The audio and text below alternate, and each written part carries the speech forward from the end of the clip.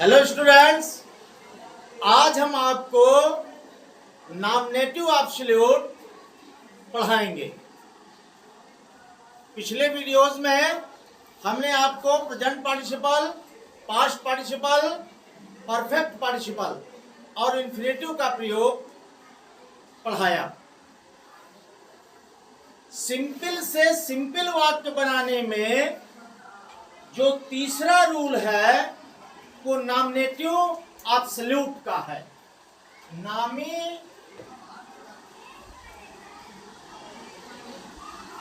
Nominative absolute ये rule का नाम है, नॉमिनेटिव एब्सोल्यूट।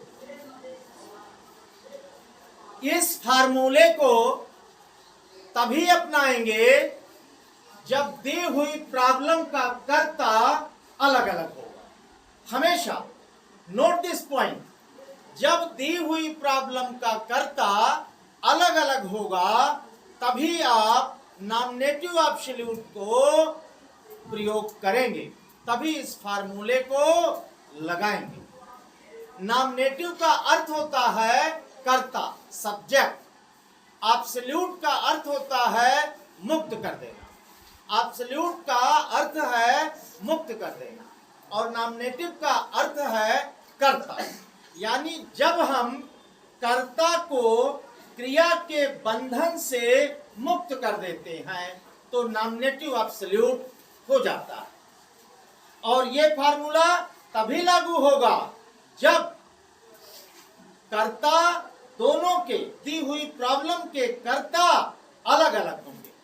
एक प्रॉब्लम को देखते हैं। द टीचर एंटर्ड, अध्यापक ने प्रवेश किया।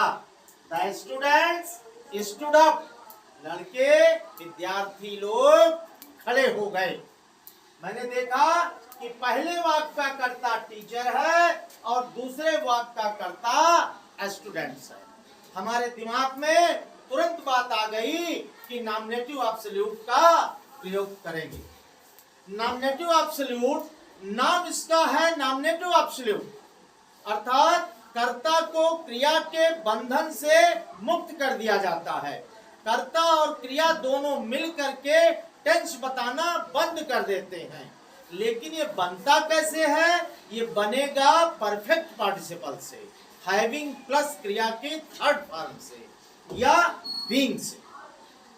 और फर्क यह है कि जब आप पहले पढ़ रहे थे सिंपल वाक्य बनाने की क्रिया में, जहां आप प्रेजेंट पार्टिसिपल प्रयोग करते थे वहां वाक्य के पहले लिखते थे। यहां पर कर्ता के जस्ट पीछे लिखा जाएगा, तब वो नॉमिनेटिव एब्सोल्यूट होगा, तभी तो वो कर्ता क्रिया के बंधन से मुक्त होगा। तो हमने लिखा, हल किया, द टीचर हैविंग। अब ये हैविंग जो पहले लगाते थे वो इधर आ गया। हैविंग प्लस क्रिया की थर्ड फॉर्म, हैविंग एंटर्ड,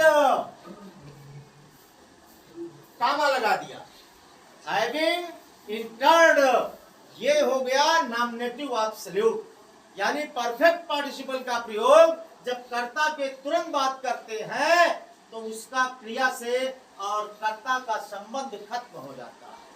ये टेंस नहीं बताती। द टीचर हैविंग एंटर्ड, कामा, अब फिनिट वाक्य उधर चला जाएगा। The students stood up. इस तरह हमने देखा कि दो कर्ता थे, पहले को हमने मुक्त कर दिया, क्रिया के बंधन से अलग कर दिया, द टीचर हैविंग एंटर्ड। फिर कामा लगा करके दूसरे वाक्य को ज्यों का त्यों उतार दिया। ये फार्मूला नॉमिनेटिव एब्सोल्यूट का है। इस तरह हमने नॉमिनेटिव यानी कर्ता टीचर को एब्सोल्यूट कर दिया, क्रिया के बंधन से मुक्त कर दिया।